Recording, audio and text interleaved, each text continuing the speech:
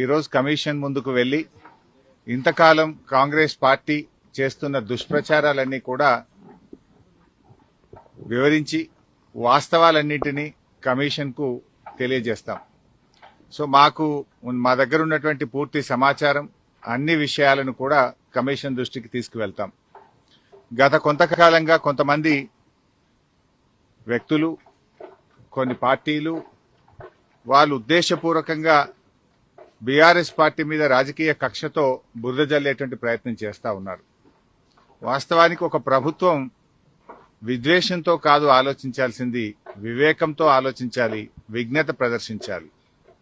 కానీ నేడు కాంగ్రెస్ ప్రభుత్వం విద్వేషంతో, రాజకీయ దురుద్దేశంతో మా మీద బురద జల్లాలని ఇవాళ రాష్ట్రానికి అన్యాయం చేస్తున్నారు. ముఖ్యంగా రైతులకు అన్యాయం చేసే ప్రయత్నం చేస్తా ఉన్నారు. నేను ఒకటే కోరుతా ఉన్నా, విజ్ఞత ప్రదర్శించండి, వివేకంతో ఆలోచించండి. ఈ రాజకీయాల కోసం తెలంగాణ రాష్ట్రం యొక్క నీటి హక్కులను కాలరాయొద్దు అని చెప్పి ఈ ప్రభుత్వానికి హితవు పలుకుతా ఉన్నాను. సరే, అంతిమంగా ఎందుకంటే మాకు రాజ్యాంగం మీద, దేవుడి మీద నమ్మకం ఉన్నటువంటి పార్టీ, అంతిమంగా న్యాయం గెలుస్తుంది, ధర్మం నిలబడుతుంది, వాస్తవాలు ప్రజలకు అర్థమవుతాయి. అందువల్ల ఈరోజు కమిషన్ ముందుకు వెళ్తున్నాం.